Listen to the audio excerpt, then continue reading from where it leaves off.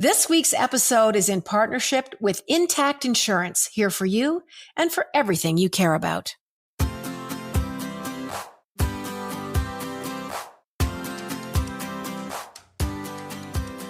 Happy holidays, so the married bells are ringing. Happy holidays to you. I like to start off these holiday podcasts with an original song that I wrote, and that is not one of them. What's that one called? I think it's called Happy Holidays. I've heard it about 79,000 times. I've been listening to Christmas music for, it's got to be over a month, because I found some station in Calgary that started November the 1st. By the way, welcome to the Jann Arden podcast and show. I'm here with Sarah Burt. Caitlin Green is just updating her crappy Bell computer. I'm just going to say that. Sorry. We were just voted podcast of the year in the major markets. So anyway, Caitlin is just doing that, and we are just here. So we just thought we would start. She will be here shortly. How are you doing, Sarah? Doing well. I went up to the cottage with my dad this weekend, so I had a really relaxing weekend and just wrapping up clients for the year. I'm looking forward to a little downtime. Love that. So this is an unfathomable concept to me. Downtime? That you went with your dad. No, not the downtown, the dad part. Okay. That you went with just your dad to your cottage and you guys hung out and you have conversations. I was so uncomfortable, like in a room with my dad by myself, even at home. Oh yeah, true. We never really spoke. The thought of me getting in a car and going to a destination with him where he would be, I mean, for one thing, he would have just had pocketbooks, Zane Grey, Westerns, espionage, Ian Rankin type of stuff. Yeah. And he would have fried himself up a breakfast and just sat in a chair. And back in the day, he would have been smoking. I have such a picture of my dad. And then after he kind of finished with the cigarettes, he went to a pipe because he thought that was going to be the better choice. Like a corncob pipe. No, like a really beautiful wood-grained, gorgeous walnut pipe. And he had Hollandia tobacco. You remember? Yeah, Hollandia tobacco. It was in kind of a maroon can. But yeah, I never could talk to Dad. He just, I would ask him something. I wish so badly that I could have asked him more things like, why did you leave home at 15? And what did you think of the Mormon church? And why did you end up north on a seismic crew working with the older guys? I think I told you, Sarah, that, Dad talks about being with these older men. And by older men, I think he means like literally 22, 23-year-old guys. Yeah. And he said they drank so much on their time off. He said, Jan, we would have a 40-ounce bottle of rum between like 5 of us. And the mixer was a gallon jug of wine. So we would mix the wine into the whiskey. And that was like to cut down. And he said they just were so sick. And I think my dad really hurt his body back then. I feel like I'm going through that thing right now where there's so many questions or things I might not remember from when I was really, really young that I want to know. Oh, ask. Make sure you ask. I don't know if you've been getting served up these ads. I think it's like a holiday gift. I think on Instagram, I've seen it pop up, but it's like a year of questions that you send to someone you love. And every day they have to answer the questions. And you get an email with their answer every day. But then at the end of the year, it like publishes a book and sends it in the mail of all their answers to the questions. Okay, this is the greatest thing ever. Right? Because I think in the privacy of one's own space, with a typed out question, they can answer it without looking at you, without being observed. It's very difficult to tell your truth, I think, when someone is sitting 5 feet from you across a dinner table, looking at you, waiting for the answer, because then there's always the follow-up questions. And I think when you present it in this way, you can answer at your leisure. And there's no interjection from Sarah Burt going, yeah, but what about, wait, all my I know questions. You say that now. Exactly. So then you becomes part B, C, D, and E. That is the most beautiful idea. Having had both my parents go through memory loss. Yeah.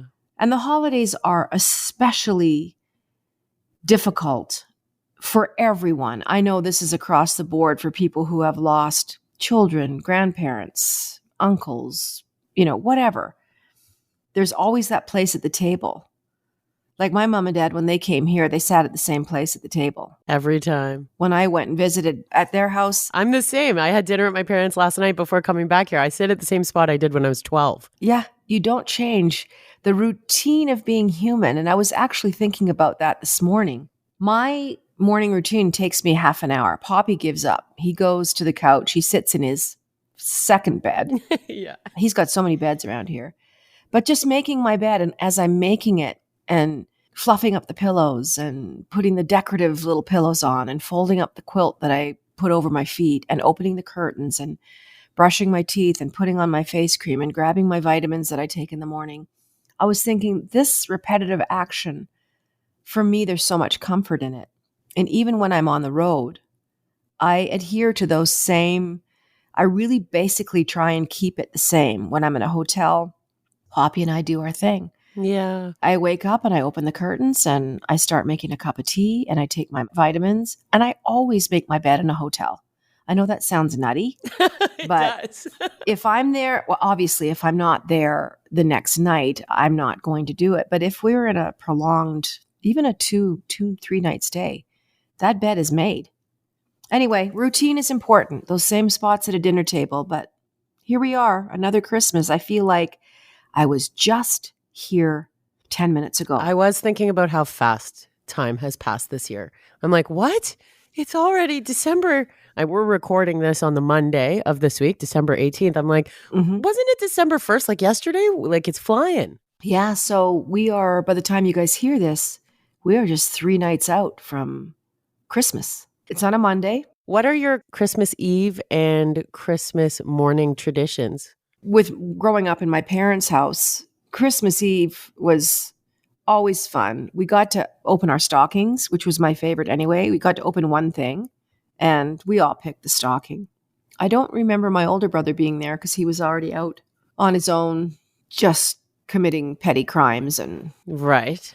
he was gone. I'm not kidding you. So he wasn't around, but Patrick and I were there. And I think a meal. Mom always made scalloped potatoes and a ham Christmas Eve.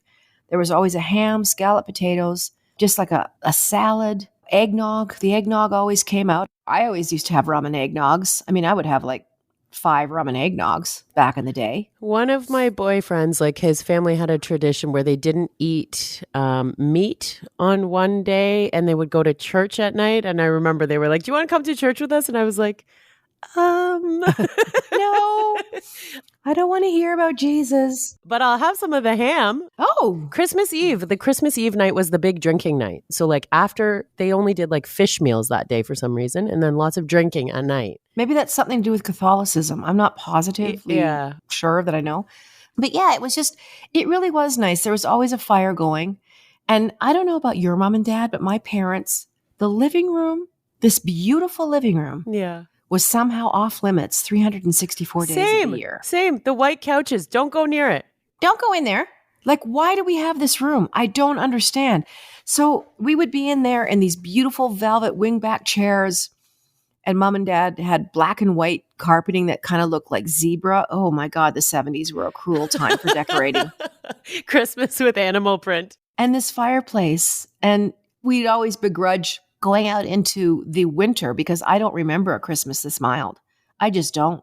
And we would take turns grabbing the logs off the log pile and bring them in. And you were always scared to move a log because inevitably something was always moving. It was either like a squirrel or a mouse jumping out of there. Every time you took a log off, you'd discover something hideous. And we would just sit in front of the fire and actually chat. And it was the one time where if my dad had had a few drinks, he would be talking about, well, my dad liked to have a beer. He'd go out behind the house, and if mother knew, well, that would be the end of it. Caitlin Green is joining us now. Hi. And we're reminiscing about Christmas. I love reminiscing about Christmas. And Christmas Eve. So what did you guys do Christmas Eve? Christmas Eve, we would always watch How the Grinch Stole Christmas. Not the Jim Carrey one, but the original animated classic. And I loved doing that. So that was the night before. It would be about getting the house all cleaned up and organized, setting out milk and cookies for Santa, and just generally me filled with a lot of nervous energy and very excited to see what I was going to get. It is. It was so exciting. It's weird because it was one of the few times where my family would be together kind of harmoniously, just chatting. I remember my mom's back and the apron tied around her back and her standing at the kitchen.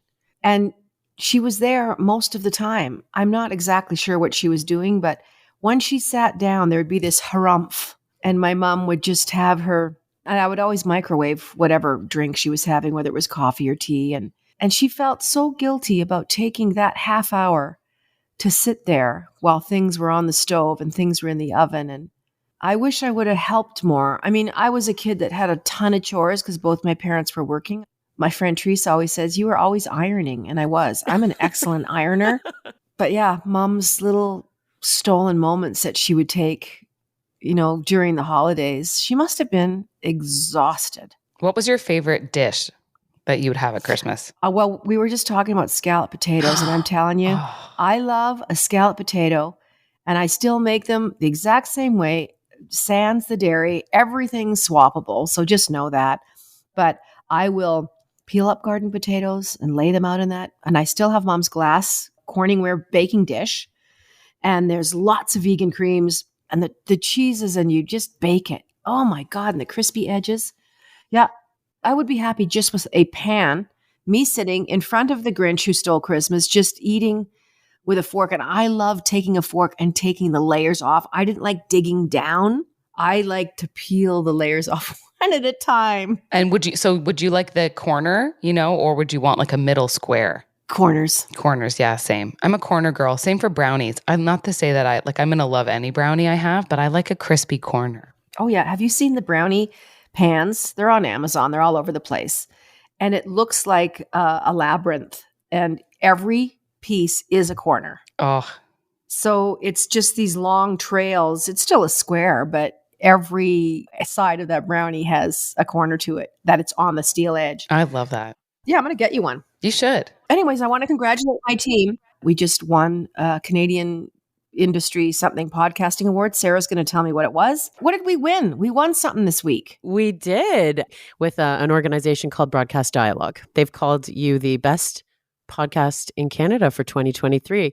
Actually, let me read this. I just brought it up. Awarded to the producer, on-air personality, and team who demonstrate creativity, originality, and excellence in podcasting. Major market, the Jann Arden podcast through Orbit Media. You beat out, by the way, we have to laugh for a second. You beat out these two men who are very well-known broadcasters, Jeff Woods and Alan Cross. I'm sure anyone listening to this podcast has heard their names before in the Canadian broadcasting industry. It's just a nice little dust off the shoulder. Yeah. I always remember Alan Cross is I know that the ongoing history of new music. That's how I always know his that intro. Yes.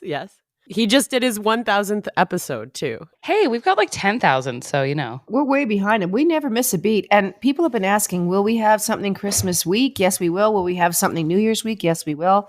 We're not going to miss. Sarah Burke has already, she's gotten the whip out on Caitlin and I, and we're going to have something for you. You're the one holding the whip, I think, of the three of us. No, I'm blaming Sarah. We didn't want to do best of. Anyway, we've got a few things that we want to touch on today. As we are getting closer to 2024 and 2023, we're saying goodbye to that. Caitlin had some great stuff just about this time of year. Tipping seems to be on the up and up. So I'm going to just hand that over to you. I'm a good tipper. I want people to know that. Okay, yeah, because everyone wants to know if celebrities tip well. This is always a thing when they go out for dinner. They're like, how much what did they tip? They're watching. Yeah, they are watching. Okay, but do you think tipping culture has kind of run a little bit amok? I wonder how tipping is going to go this year because people are getting really sick of being hit up for tips at every turn. So it's who do you tip in your life and how much do you give them? It's a conversation that started to pop up at our daycare because the ECE workers who are in the room with our son, I'm trying to figure out what the right amount is to tip. You tip the workers in your daycare? Yeah, I think I'm going to because oh man, I know. Here's the thing. I don't think you have to. I don't think it's a no, but I do feel as though they are historically underpaid and they do the most important job. No, you're right. In my life. Honestly, they're the two, other than my husband and my actual son, really close behind are the two women who literally take care of him all And then day. us, Sarah. And then you guys, yeah. Well, is that packaged as an end of year gift or are you calling it a tip? I'm wondering. Like being on a cruise ship and putting some money in an envelope? Yeah, I think that's what it's like. So I think I'm going to give them something. It's not a tip, but it's it's a Christmas gift. Really is what it is. It is. And I think that's what holiday tipping is kind of all about. Is it's a Christmas gift for the people in your life who you maybe have assessed don't necessarily like quite make enough. I don't know. We also have concierge in our building. Like we have a 24-hour concierge. I'm like, what do I do for them? I don't know where does this go? Because it used to be like, oh, the mailman. I'm like, don't mailmen make a lot of money now? Wouldn't it be like more of a bottle of wine or something for the concierge? Or is cash the way to go forward? I think it's cash. I think people are struggling and they need it. Okay. And they don't always drink. I gave my housekeeper one of my books. But I pay them really well.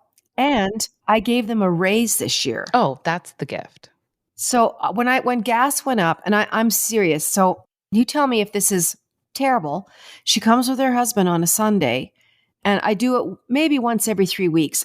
I love cleaning, but it's just the stuff that I don't get to, and it really helps me out, especially if I'm traveling. Listen to me defending myself. I can't even believe I feel so funny. But they've been with me, Beth and her husband, for 17, 18 years. Wow. Like it's been a long time. Mm-hmm. They're here about 4 hours, and I do $275. Yeah, and you have a big house. And there's 2 of them. Is that bad? I think it's good. I think it's good. I feel like they're making decent, like I think that's pretty fair. I went up like $50 this year. Yeah. I just thought, no, we've been here for a while. She was working with mom a long time before she was with me. And I always clean my house before she gets here because I always clean the toilets. I'm not kidding you. I'm cleaning the toilets. This is the Christmas edition. No, but like it's just, what you pay them and you already gave them a raise. And sometimes I just feel though, I know what other people kind of make sometimes in certain industries, and I don't necessarily feel that it's quite enough. And then other places, I think they do make enough money, so then they might get something like a bit smaller. Like no one's tipping any of us. Like you're not tipping. Like the wine or the chocolate could be for those people. The wine or the chocolate or the candle. Yeah, or the candle. When I do cameos, people tip me. Ooh. The tips it all goes to animal welfare. Not always. Like I said, the cameos are $99 US, but people, my grandma was so happy, and they'll give, here's an extra $25 for the horses or whatever you're doing. Thank you so much. And that always comes afterwards. But here's something it's funny that you bring this up, because last week I came across a great little story on TikTok. This woman is kind of a fashion influencer. She's 50 some odd years old. She's so cool, really always in front of a full length mirror doing her stuff. I love how she puts her outfits together. They're very awesome. And she gets changed with her underpants and bra, like in her TikTok. She's not always like just ready, like boom. She's in her gaunch doing her thing.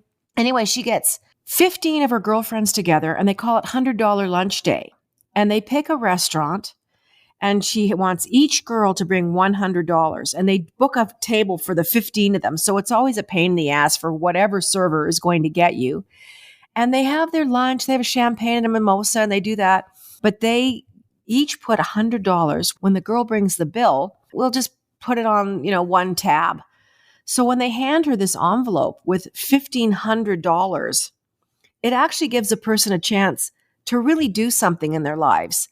Like make a mortgage payment or do something quite big. And they've been doing this for years. They do it every Christmas. And I just thought, what a great idea. I'd love to get, 4 girlfriends together. Julie Van Rosendahl, we still haven't done the mystery people dinner party. Like we have to get on that in 2024. We were going to get 6 people together that don't know each other and have a dinner. But anyway, so the girl gets that. She's already thrilled with the 20%. And then they hand the envelope with the $1,500 with, 15 $100 bills in there. It's their like big celeb tipping moment. Yeah. And I just thought it was a great idea. It's so cute. It's a bonus. It's equivalent of a bonus. It's a random Christmas bonus. But if you're on the hustle every day, and some people are terrible tippers, I'm going to tell you that right now. Mm-hmm. Like my dad, and I've talked about this before.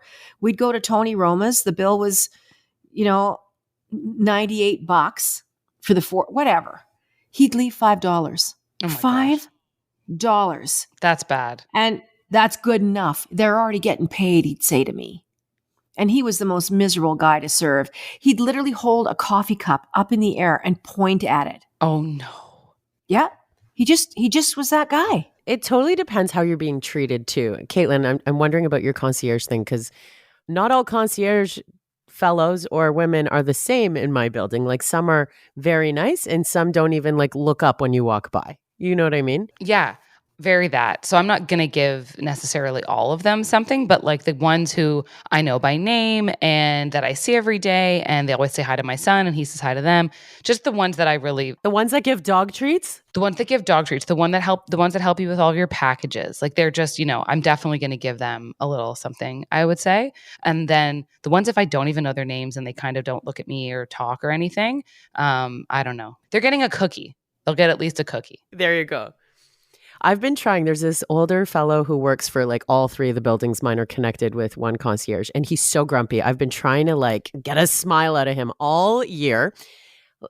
Yeah, and like sometimes, if I get home from a concert, it's like 11:30 and I'll check my mail before coming upstairs and I'll be like, "Hey, how are you?"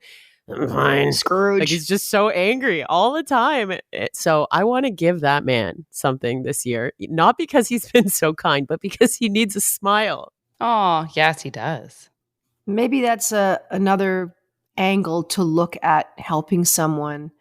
I would imagine the accumulation of 120 people in a building giving $5 really turns into something. So I don't think, when you think in those terms, I don't think you have to go, oh God, I got to give a $20 bill. I think $5 is, like I said, when a person gets $500 from little donations in their building, not a donation, sorry, a tip. But yeah. And they did do a call out like through email. Hey, this is being collected for the staff of the building, blah, blah, blah. And I've chosen not to give to that this year and go directly to the people who have been so kind to me.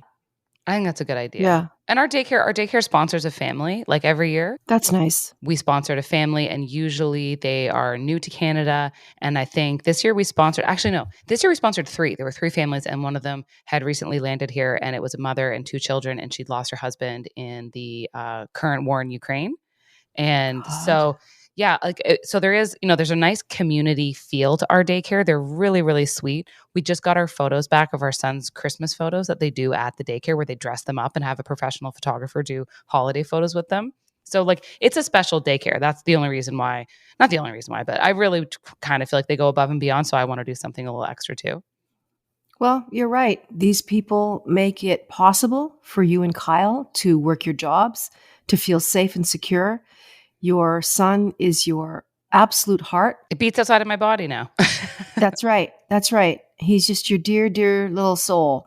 And, when you go to work every day, it's pretty nice to know he's in great hands. He's with people that really care about their job. So that's important. And this is the time of year to think about the people that do little things for you. And I love your angle, Sarah. I love the fact that you want to give something to someone who really doesn't show you a lot of kindness, but every story has a story behind it.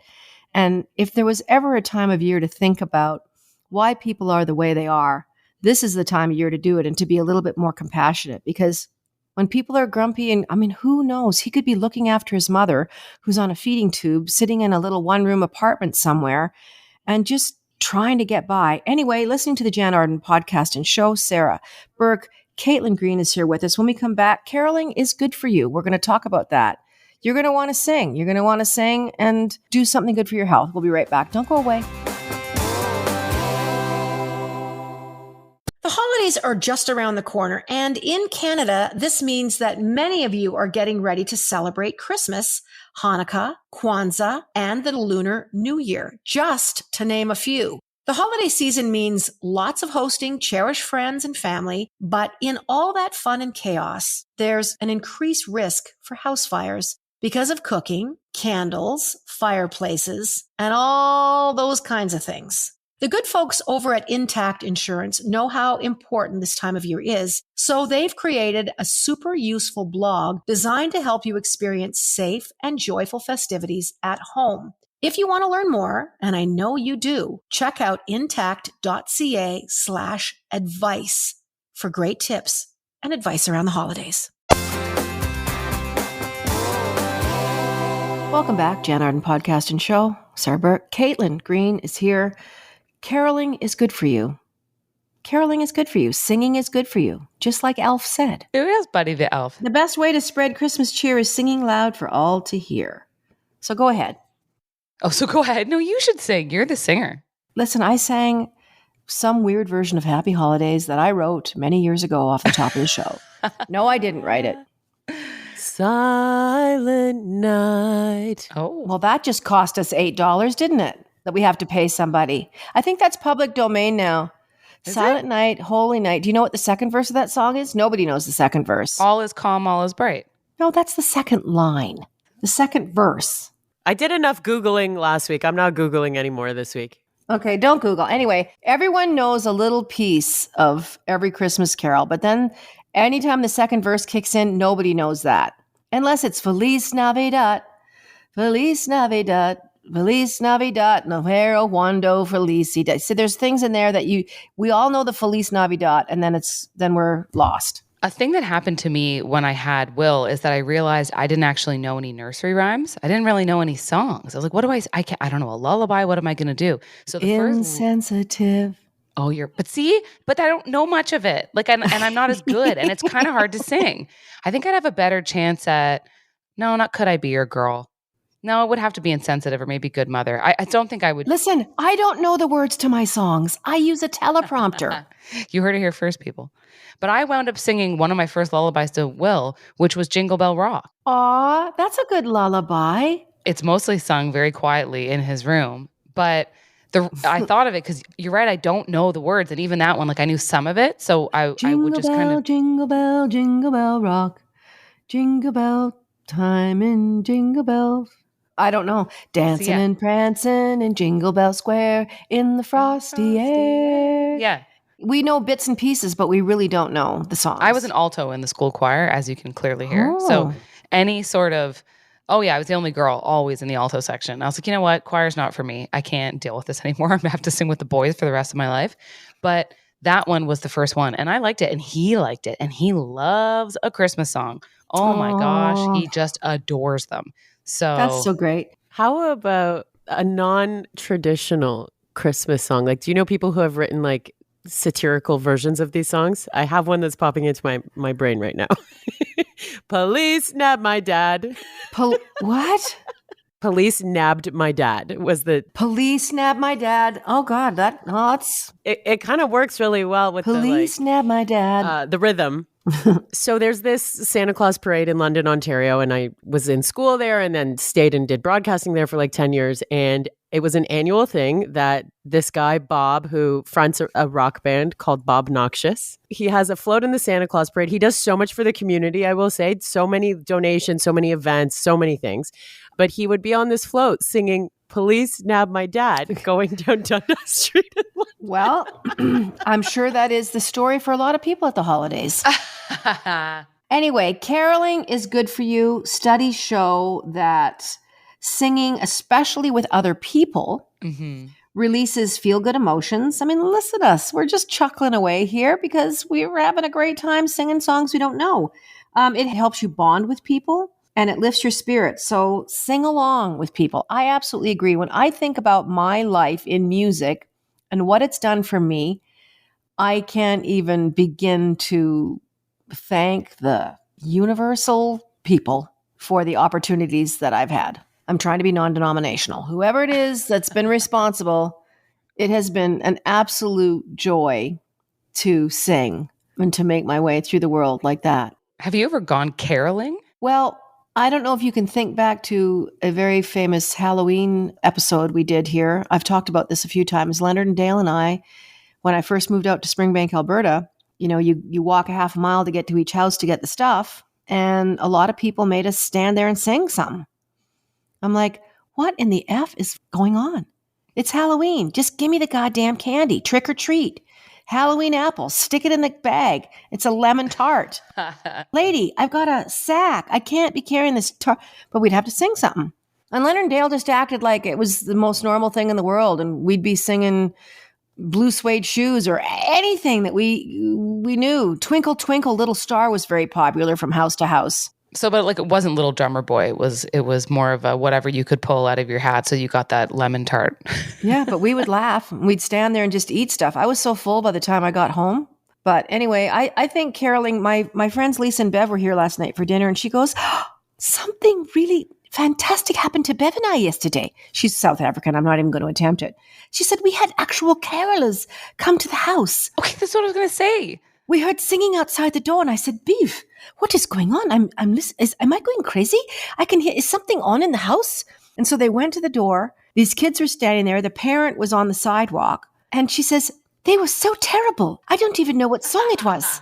Anyway, they rushed to give them some date squares or something. They gave them something, and she said it was so heartwarming. They couldn't believe it. I can't believe it because I've never seen it happen in real life. I've never known it to happen in real life, but I also am a jaded city slicker. And so I would see it happen in movies, and I always wondered to myself, who has ever encountered like IRL, actual caroling? I haven't. So, but I like hearing that Bev has seen it. Bev. Biv. I'm telling you, do we have something? Is the radio on? I'm telling you, I can hear something. And sure enough, here's these teenagers at the door. You should do this on TikTok. You would go viral. You should go around randomly caroling on TikTok. That would explode. You can go with Bev. Bev, come with me. We're going to sing. To see the reaction of someone opening the door. Okay, well, maybe I could just go up to Ding Dong and sing Good Mother standing on their steps. Yeah, I like that. But can you imagine if you just like one day you heard singing at your door and it was Jann just belting out Good Mother? Well, maybe I'll do that. Maybe I'll see if I have a day next week. You know, I really need Leah for that. I need to enlist Leah because she's so good at that kind of stuff. You're right. I'm not kidding you. Maybe I should do it. What's your favorite Christmas song, by the way? You haven't even told us. I'm dreaming tonight of a place I love even more than I usually do. And although I know it's a long way back, I promise you I'll be home for Christmas. You can plan on me. There'll be snow and mistletoe and presents by the tree. That's my favorite one. See, go caroling. Okay, this is I mean, not to toot my own horn, but I love this idea. Okay, well, maybe we'll make it happen. There's a reason people cannot stop watching Christmas movies. And I know we are some of those people. Most holiday movies are cheesy. They really are. They're cheesy. But there's always a happy ending. That's why we watch them. Except in Love Actually, there's not always a happy ending in that movie. But it's still all those life lessons.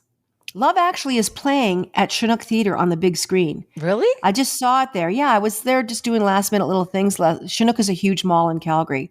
And they have 20 theaters. It's a massive complex. Love Actually was one of the shows. And I believe The Grinch with Jim Carrey it's on the big screen. And the theaters are packed. So explain that to me. Yeah. I mean, there are some happy endings in Love Actually, but then there's some real bummers. And those ones, I was like, you know what? I needed Laura Linney to get together with the hot Spanish guy instead of going and getting yelled at by her brother who was not doing too great in wherever in the hospital. Like that drove me nuts. I was like, why are you answering this phone call right now?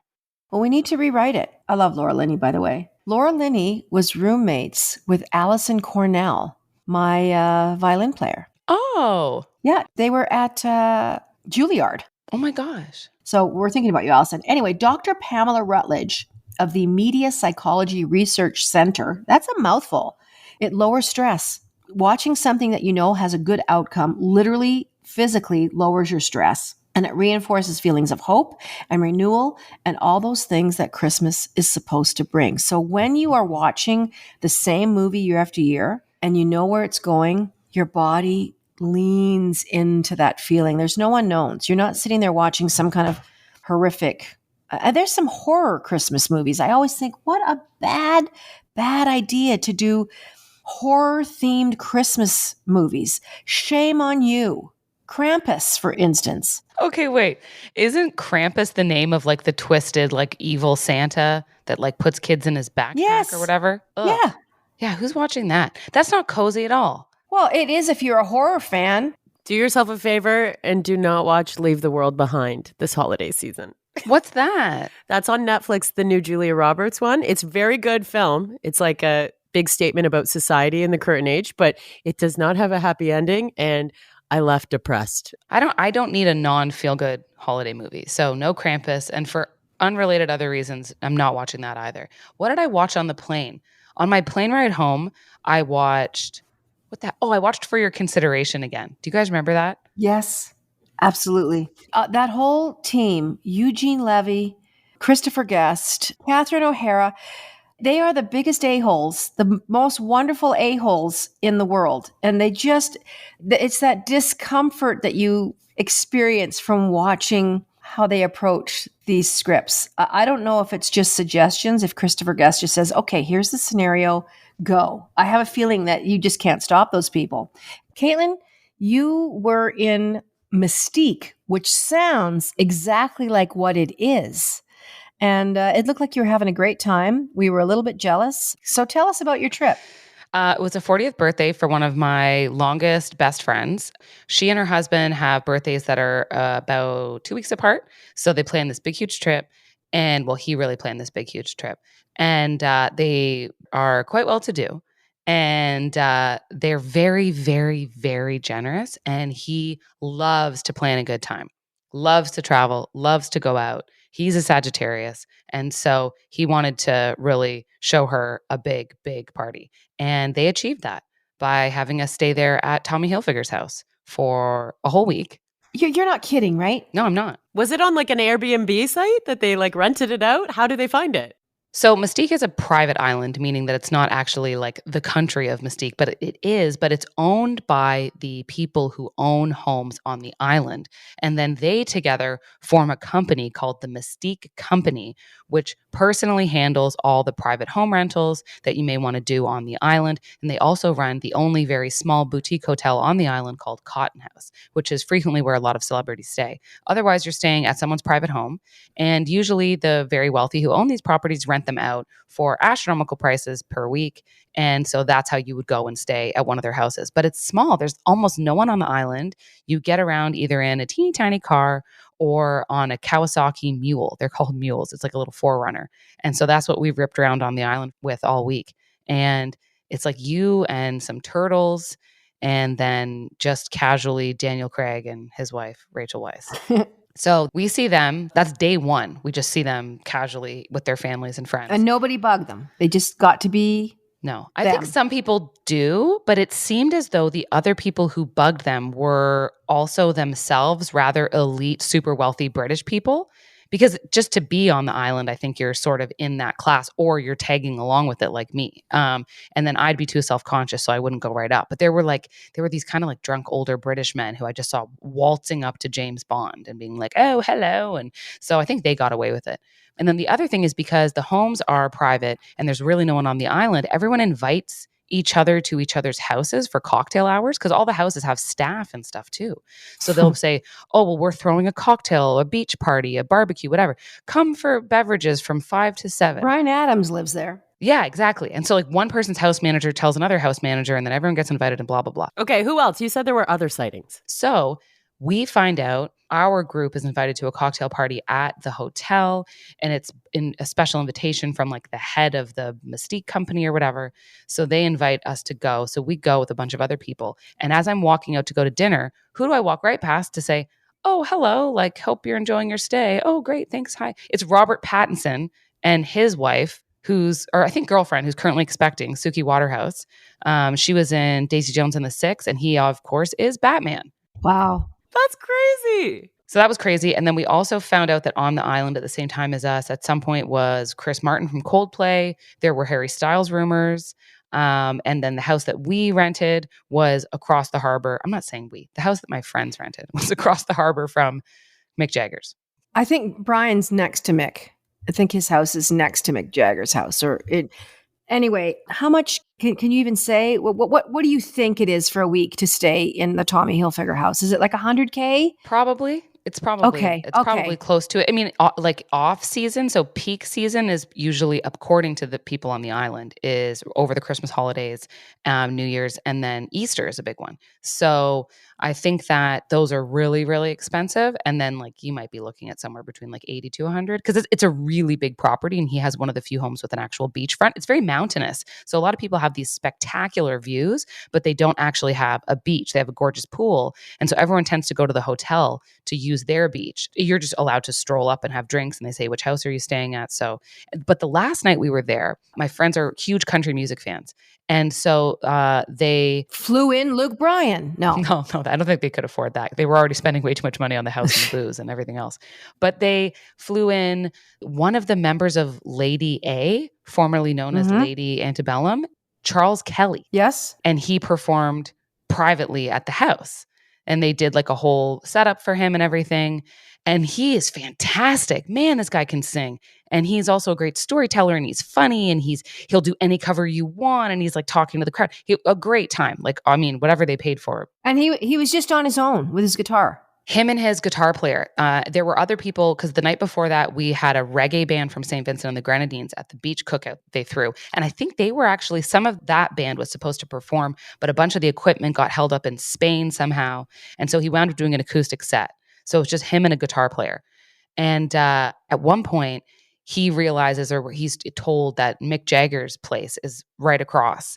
And he says, if you can get him over here to sing with me, I won't charge you.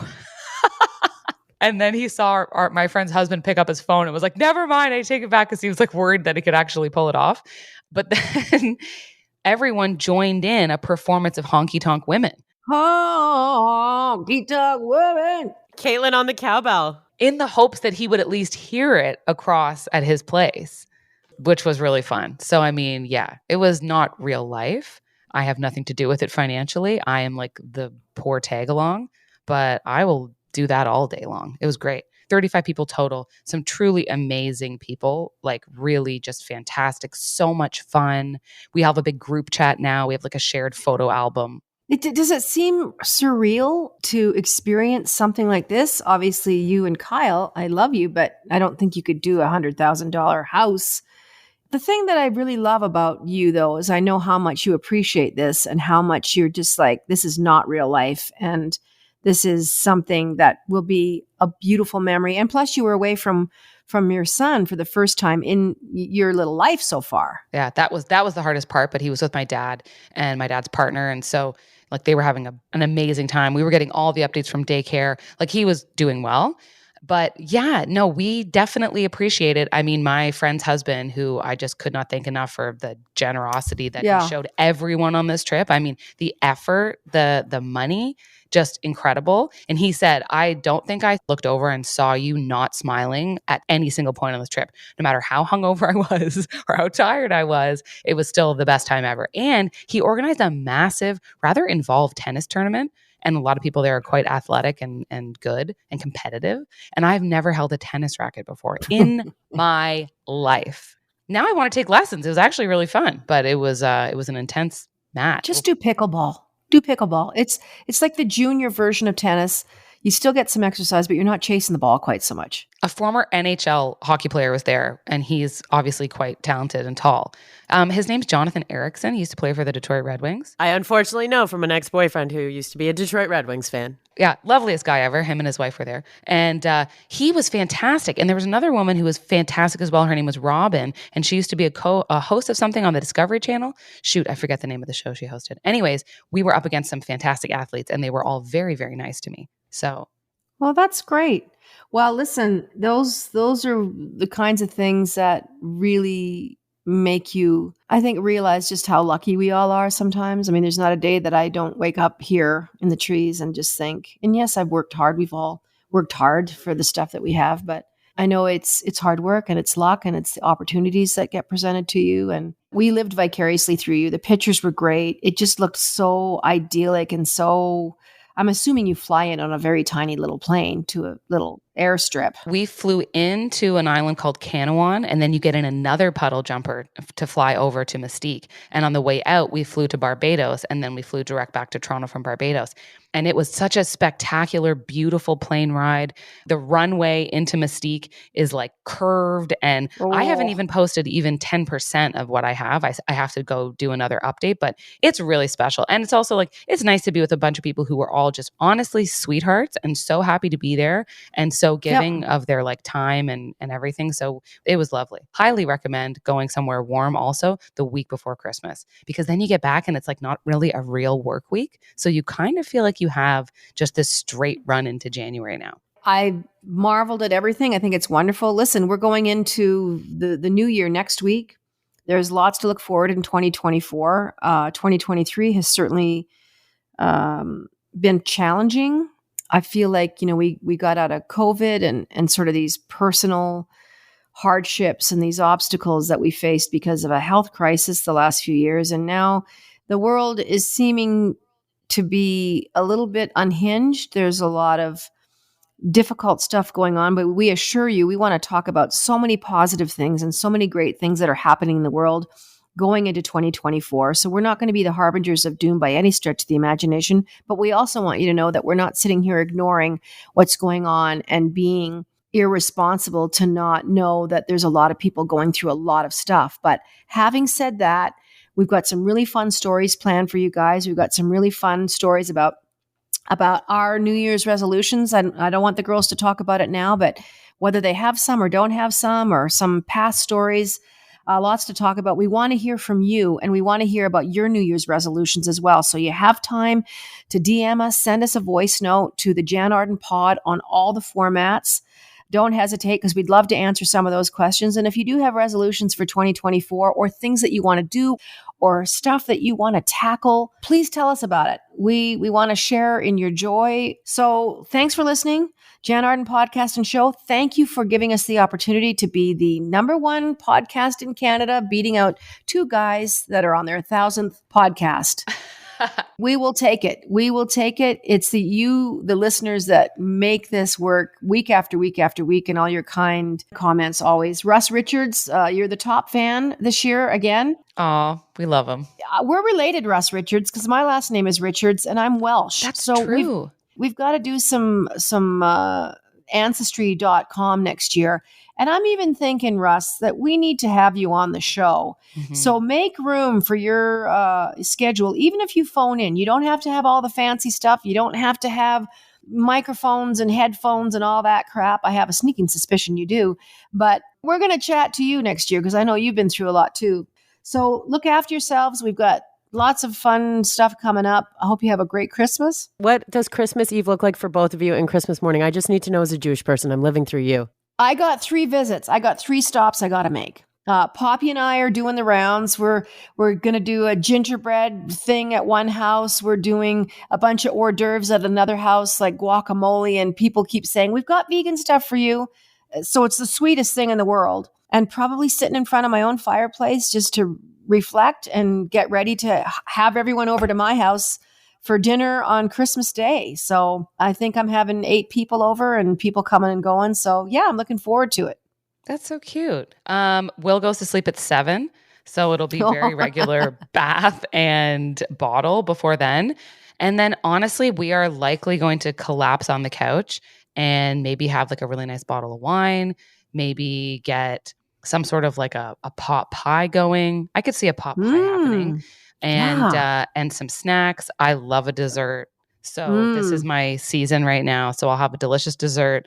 We'll watch The Grinch. We'll watch something else, and we'll wrap some presents. And then this is the first year he's really going to know what a present is all about. So I'm really excited to see it. What did you get him? Can you tell us? He has a bunch of things. He has like his own, he loves a vacuum. He truly is his mother's son. Get him cleaning early. This is good. It's a little vacuum that sucks up like what looks like these plastic coins and everything. Because he's obsessed with the vacuum. He's got a little ride-on scooter. He has a little DJ machine that you can like mix and record music with. He's got a little microphone. He's got these big giant cushions to collapse into, because he's basically climbing the walls of our condo right now. So yeah, no, he's got a few things. Okay. I'll show you guys his Christmas photo. I'll post the Christmas photo and we can share it with everybody because I mean, not to toot my own horn, but he looks pretty cute. Be kind to yourself. Enjoy the day with your family and your friends or your found family or whatever they are. And just know that we are thinking about you. You guys have been a gift to us. Not to sound too corny, but it's been proven to be good for your health to be corny. So thanks for all the gifts you've given Sarah and Caitlin and I. We just appreciate it more than you know. So we'll see you on the other side of Christmas. We'll go into New Year's. Don't forget to drop us a note, subscribe to our show, leave us a review. It always helps people find it. Merry Christmas, Happy Hanukkah, Happy Kwanzaa, Happy Holidays, Happy whatever you celebrate. We love you. Toodly-doo.